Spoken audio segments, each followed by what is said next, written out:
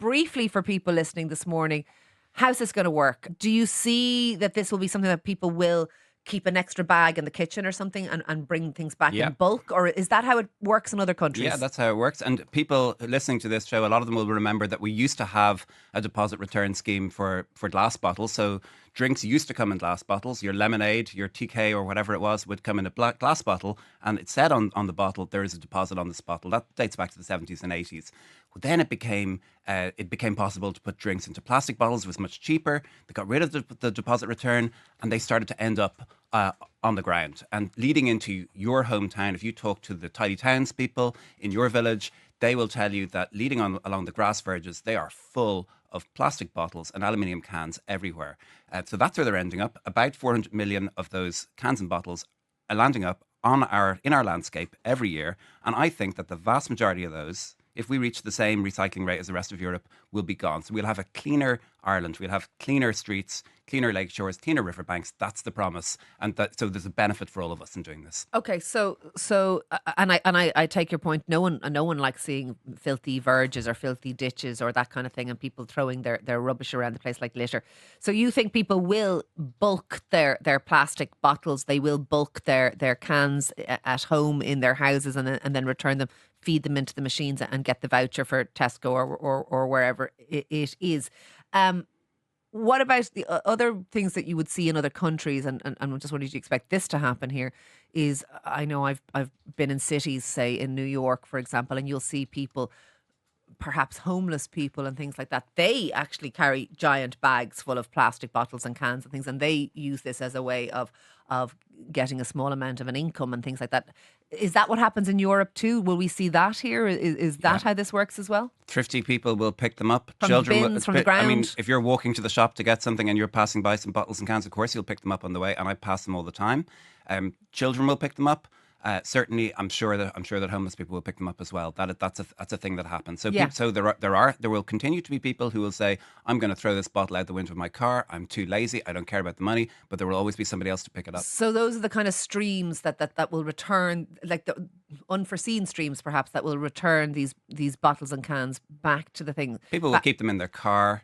Particularly if they're on the go, and then they'll bring them in. People will have them in their kitchen. They'll bring them in. Do other countries mostly use what we're going to be seeing here, which is a voucher system? So if I bring 10 bottles back to Tesco and I get 25 cents, I've now got 2.50 as a voucher for the retailer. Is that the same as other countries, or do other countries more likely give you cash? So you are entitled to cash. So I just wanted to say that everybody's entitled to cash for your voucher. You don't have to spend the money that you get back on the bottles in the shop. You're entitled to cash. You can go up to the cash register. It's one of the rules of the scheme, one of the laws that we've put in. So if I get a voucher from my reverse vending machine for 2.50, I go up and I say, I'd like that 2.50, please, because I actually want to go and spend that somewhere else. They have to give you cash. Okay. Okay. Now, I mean, most people in practice are going to do some shopping while they're there, but that you're entitled to cash. One thing I want to say to people is that if you've been hoarding bottles and cans in the past, you won't be able to bring them back in. So this is the first day that these new bottles and cans with the deposit logo on them are there. So there's going to be a couple of weeks where the old stock is being sold off the shelves. And they don't have the right barcodes. And they're not charging a deposit. Exactly, they don't have the right barcodes. So there's going to be a period of time where some of your bottles will be returnable and some of them won't. But within a few weeks, it'll so will there be a period of time where some cans of Coke in a supermarket will cost €1 and some will cost 1.25 or 1.15? Okay, so this is a changeover. It's like the euro changeover. People are going to be absolutely capable of doing this, and there's a lot of scepticism. It'll be confusing, but I think Irish people can do this. People want to know the practicalities. Lots of texts coming in for you, Minister.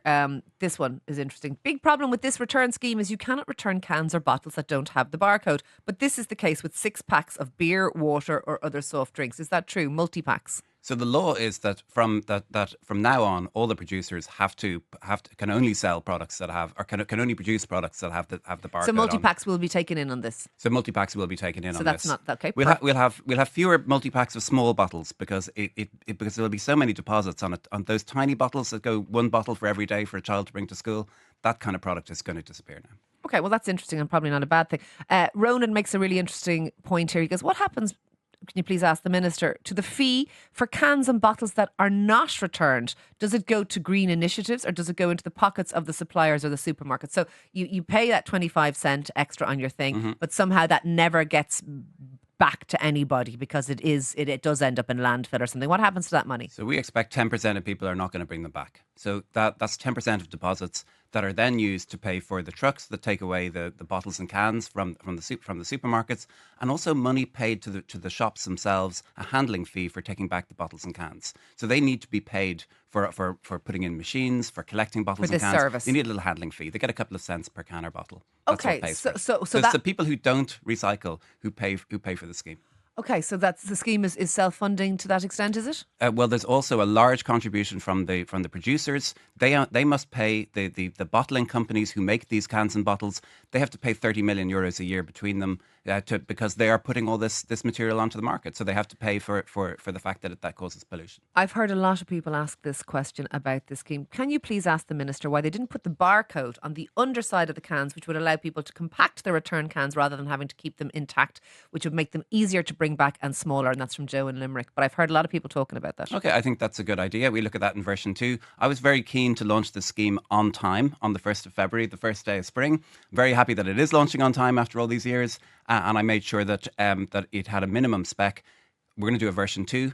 If people have ideas for what they'd like in the next version, I'm happy to look at that. So you are open to Joe from Limerick, but I have heard other people say it. That yeah, certainly, I'll look at it. Being able to squash it down would be... So when you put it into the machines, the machine compacts it and puts holes in it to stop people from taking them out the back of the machine and putting them back in again. So they are crushed, yeah. I was actually quite excited, Minister, because I had a look at the website this morning, and when I asked them where I could get in my locality a reverse vending machine, it wouldn't tell me earlier on today. Yeah. It's just told Just me gone now. live, So has it's it? just gone live. So it actually is all up and running very nicely, actually. It's given me my nearest one, which is pretty good. Good morning, folks. Will the new refund machine accept cans and bottles without the return logo, i.e. older ones? But you've addressed that. No so is the it answer. won't. Yeah, no, it won't. Yeah.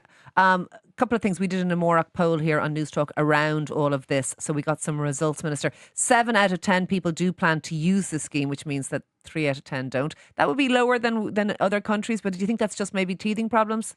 No, that's a projection for what people are guessing they'll do in the future. I expect nearly everybody is going to use this. When you in the same way that we got used to bringing our bags to the shop when you go shopping, people will get used to bringing back their empty bottles and cans. The other thing is it says that over half of Irish adults would recycle more with something like this, but it says the over 55s and Dublin residents are the least likely to be keen on this. Any reason why Dublin would be a poor place for recycling? I don't think so, and I think that before a scheme like this, there's often a lot of healthy scepticism and a lot of political debate, and it actually makes the schemes better. And I think that people are going to be surprised when they see how popular and successful it is. Minister for the Circular Economy, Ossian Smyth, thank you very much for joining us Ciara. this morning.